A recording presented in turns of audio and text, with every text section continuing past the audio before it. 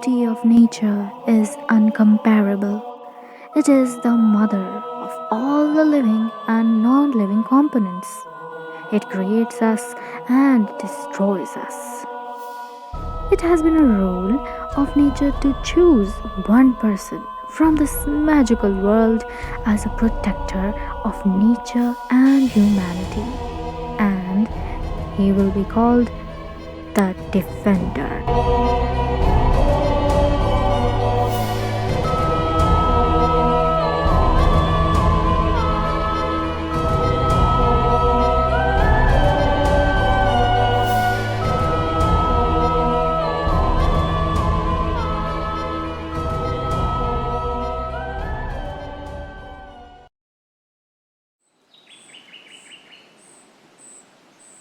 John, his sister Stasha, and his best friend Shrek walked through the dark jungle, detecting the waves on their specially built tab, which was leading them to the monster, which was a danger for humans and was roaming freely about. They had to do something fast before it went far away. Shrek was very anxious about catching this monster as they would be getting a reward for it from their master, Thou. Master Sao was the man who brought up John and trained him to be a defender. John heard a voice behind them. They turned, and a blue-colored creature with the head of a bat and body of a lizard jumped on them. But John quickly took out his gun and fired. The monster lay on the ground, dead. Stasha exclaimed, "Wow, that was quick." Shrek said, "Awesome, man. Now at least we'll get a day off." John, checking the monster, said, "Remember, guys, a defender is never off duty, and his team should also never be on a day off." Shrek and Stasha made faces on this, but they were proud of John. John was the defender of this time. He was trained to be a one from his master Zhao, who was like a father for him. John had never seen his real parents, but he had a little sister Stasha. He had a best friend Shrek who liked Stasha. She also liked him, but their relationship was not acceptable by John.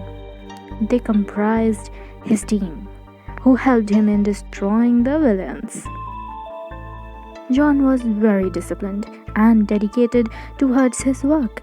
He was as good as the other defenders who were before him. He had the most ultimate power on the earth. He was blessed with kindness, love, and care.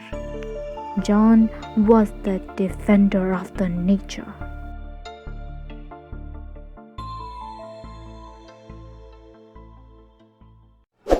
John wanted to meet Master Zhao as quickly as possible.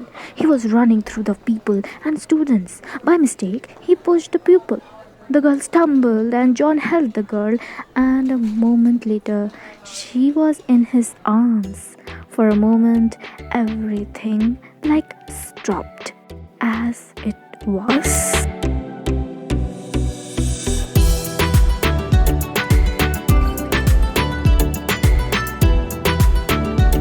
They were looking directly into each other's eyes.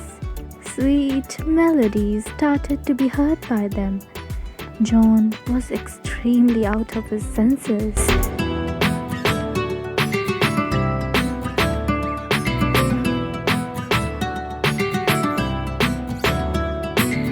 Then suddenly everything came back live again. John waked up from a short-term sleep. "I'm so sorry, Dika. By mistake, he said. Dika excused him. "It's okay, John. No problem. Looking in a hurry?" "Yes, actually, I'm looking for Master Zhao." "Oh, I've just attended his class. He must be in front of the temple." "Thank you, Dika. By the way, how are your lessons going on?" Fantastic! I've just qualified for the Olympics Martial Arts Championship. Master Zhao is teaching me how to improve my fighting skills. Besides, he's also teaching me the discipline of the Japanese fighting. That's good. Keep it on. Sorry, but I have to go now. Okay, see you later. John started running towards the temple. He reached there and found Master Zhao. He bowed down in respect. Good morning, Master. I've defeated the monster. Very good, John. This is what I expected from you. You are the best pupil of mine till now. Thank you, Master. It's all because of your training.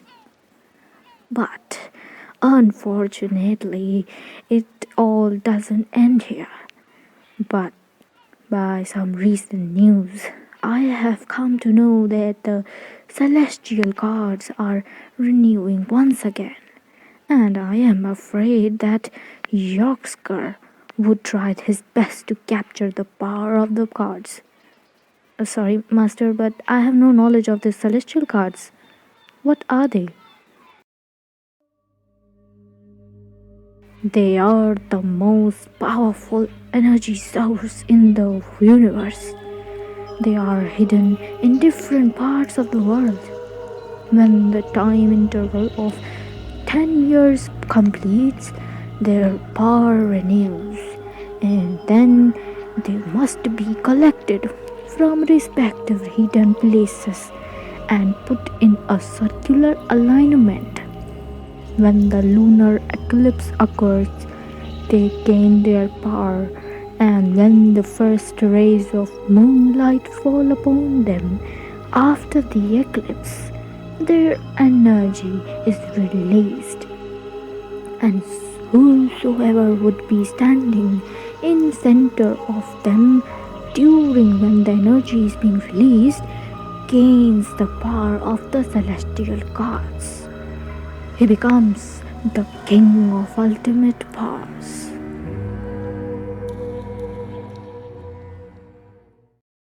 So, if a devil like Yorcksker gains it, he will destroy everything what he wants. Exactly. That is why I want you to find all the 10 celestial gods before he does. As you say, Master. John meets Stasha and Shrek at the coffee shop and tells the entire plan. Stasha shouts aloud. What? That means a prize and a holiday have gone? What do you think why I helped you to kill that monster? John said, Stasha, relax. It's not necessary that whatever you will do for your own benefit. But Master had promised to give us a holiday for a month. After all, we had been destroying and killing the bad guys since the starting of the year. I'm not listening to anything. I want you both to come with me to Australia, where the first card is hidden. That's it. You know what, Stasha? Actually, Australia is a very romantic place. Shrek said. No, romantic is Paris. Stasha replied. In your presence, even a prison can become romantic, said Shrek. John stared at him and said, Shrek, don't you dare flirt with my sister in front of me. Okay then, I will flirt with her behind your back. Shrek smirked and replied, and John got annoyed. They both agreed to go with him, still not wanting to go for one more dangerous mission. They landed in Australia.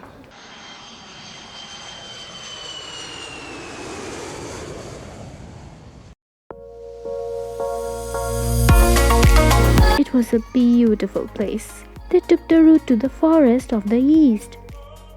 John, Stasha, and Shrek arrived in front of a forest.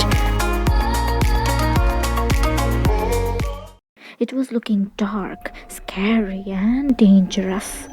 Shrek's expressions looked a bit confusing. John asked him, What's the matter, Shrek? You're looking scared. What a joke, brave boy.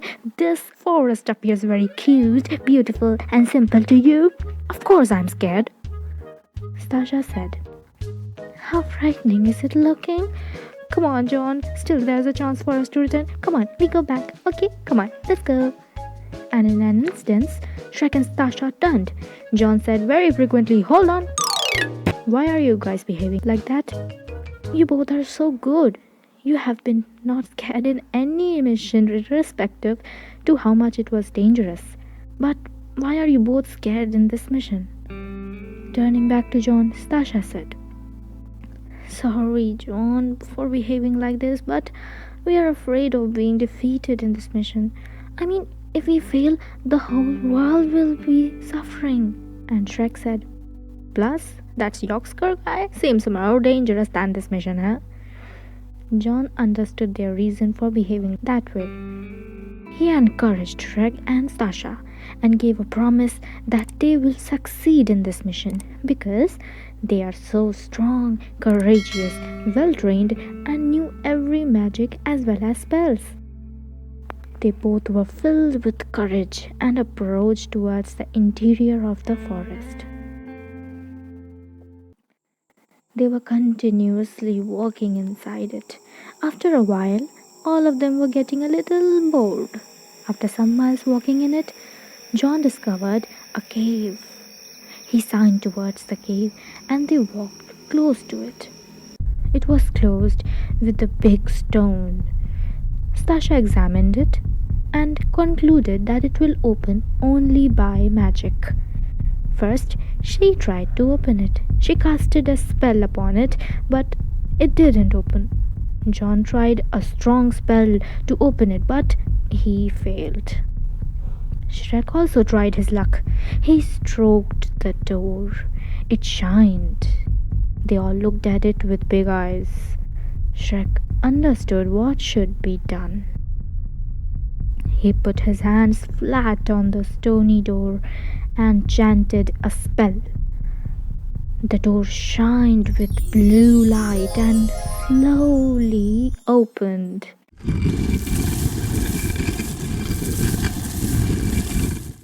"Yes, I opened it!" Shrek exclaimed. Stasha hugged and hugged him. She said, "My hero! Saw that, John? How smart he is! And you say that he's not worthy of marrying me." John said, "Because he's not. He was a stupid, he is a stupid, and he will remain a stupid. Now let's go inside." They walked inside. There inside were kept big statues like those of Egyptians along of the main path, one after the other. They came walking in front of a big long door. Whole of the cave looked just like that of the Egyptians. The door also. It had some Egyptian scriptures written on it. The door opened slowly. It was totally dark inside. Suddenly, a light fell on the middle of the room, and the whole room was lightened. There appeared a celestial guard below that light. Their faces looked lightened, and they put a step forward. The room started shaking like an earthquake had come. They quickly ran towards the guard and took it. The door closed down. They saw a small opening at the corner of the room. They ran towards it. They jumped into it. The floor was slanting. They slid down and fell into a river. John swam across the river and reached the shore. He helped Stasha and Shrek to come on the shore. It was cold there. They were standing in a forest. Evening came. They lightened a fire. Shrek said, "It is so damn cold. When can we leave this god-forsaken place, huh?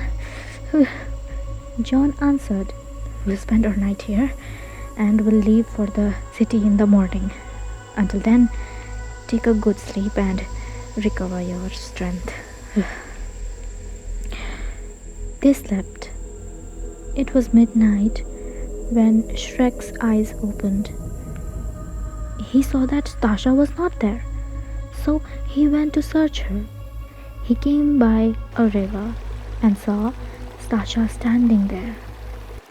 He went close to her.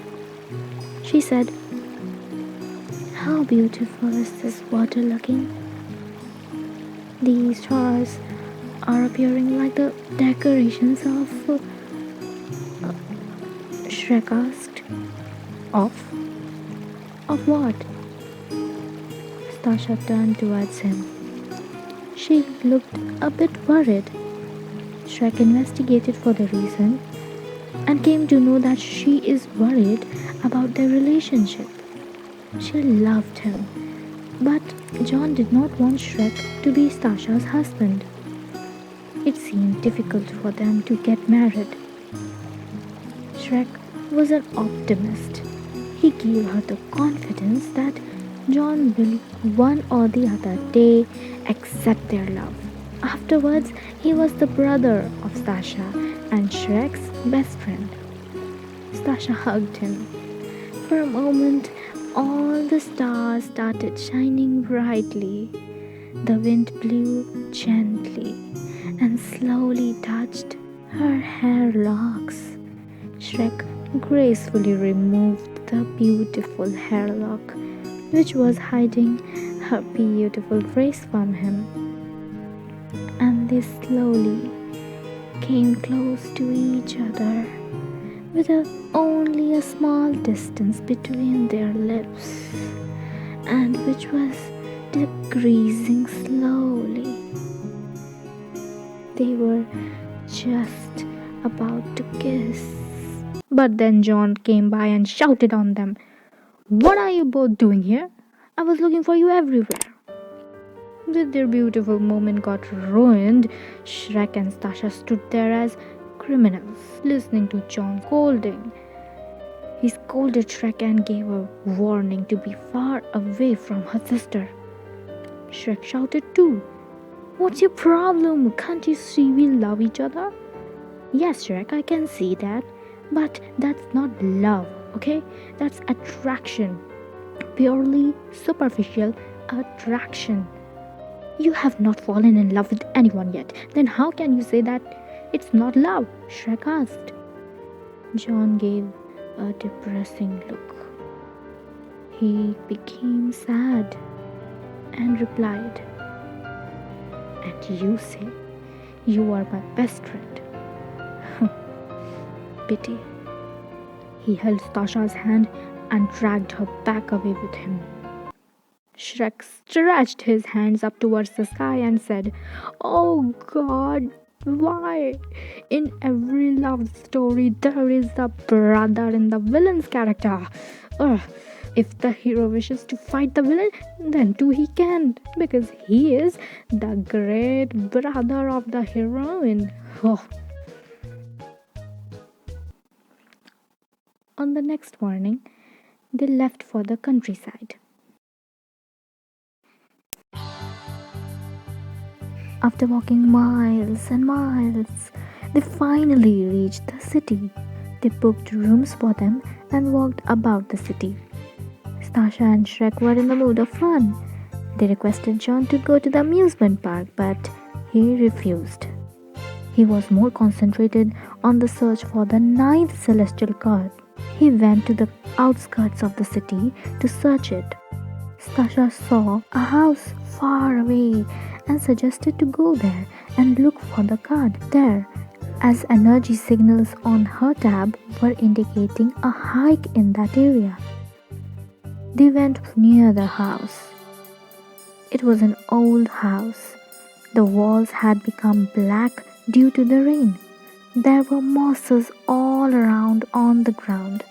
The roof was made of wood which had been rotted. They knocked the door.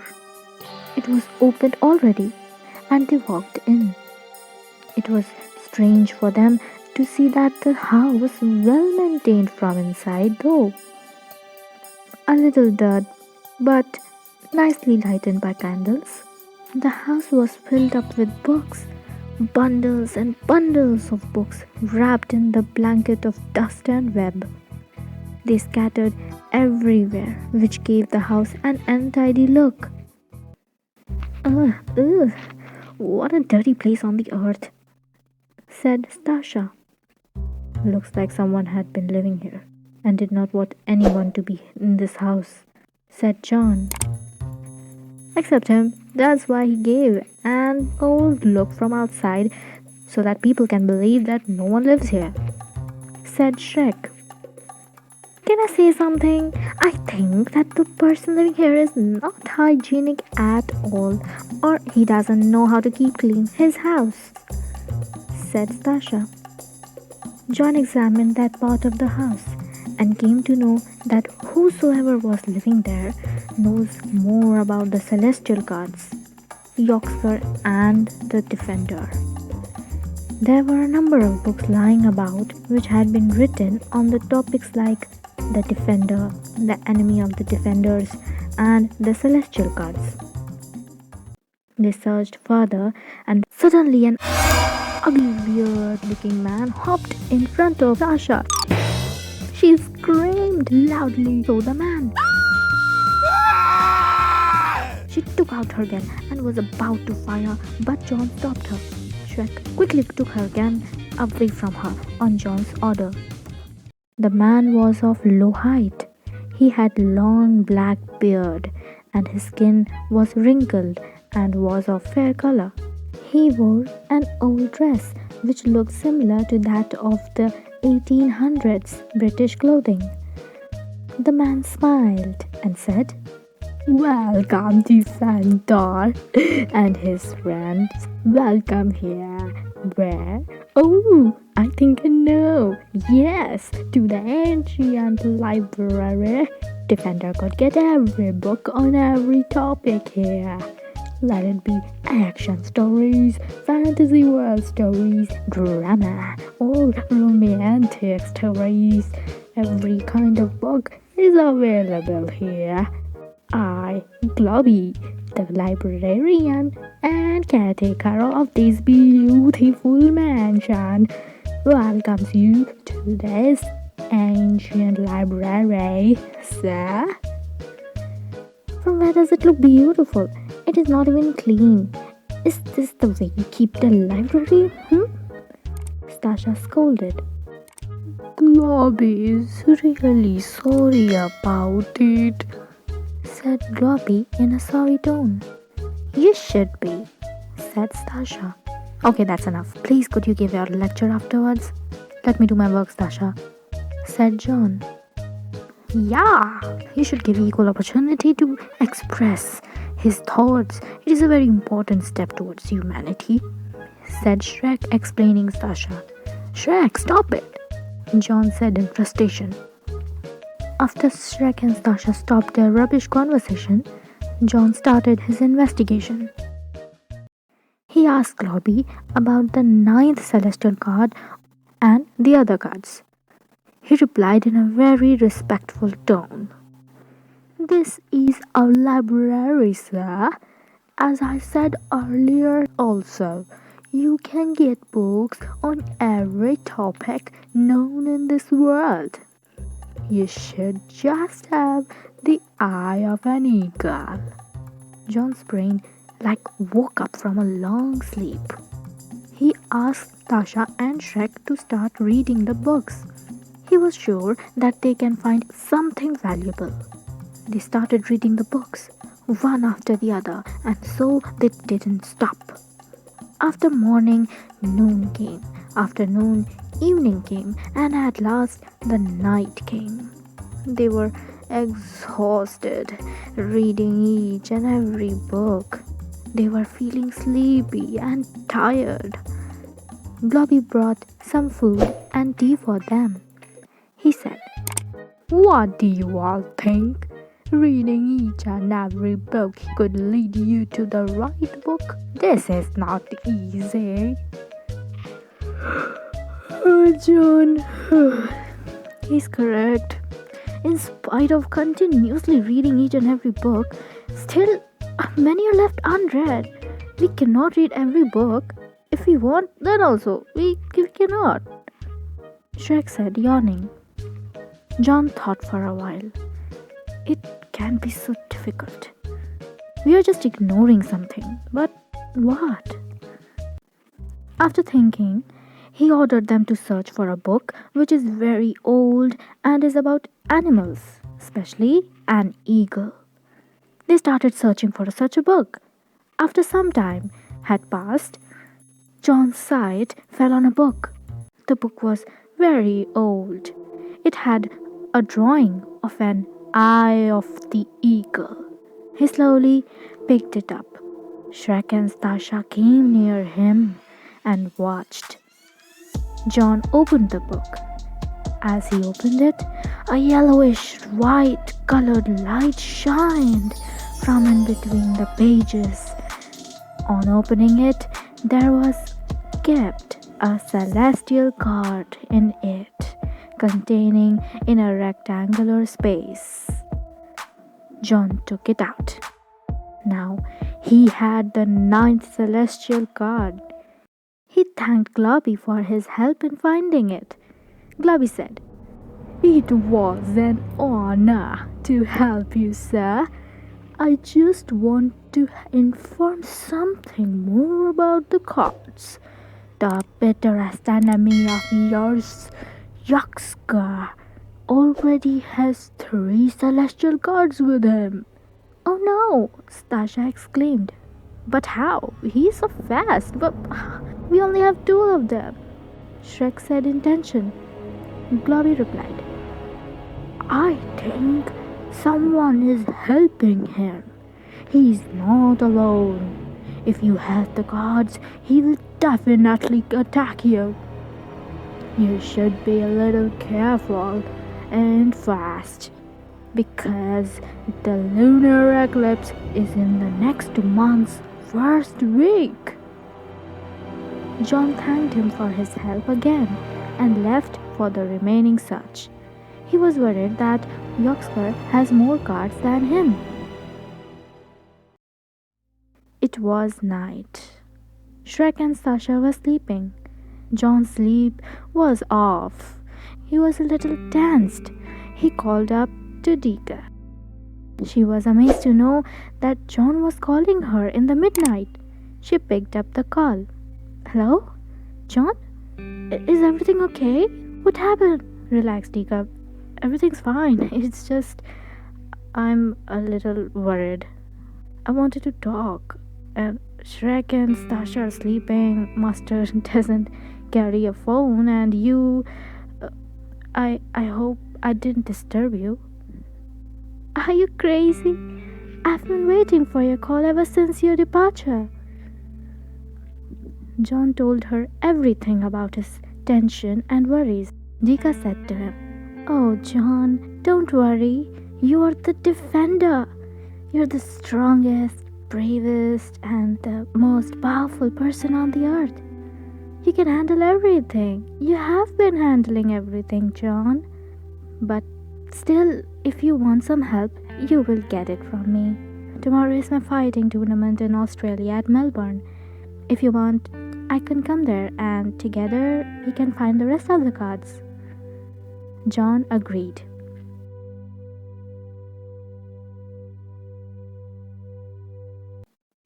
Defender will return. Until then, stay tuned.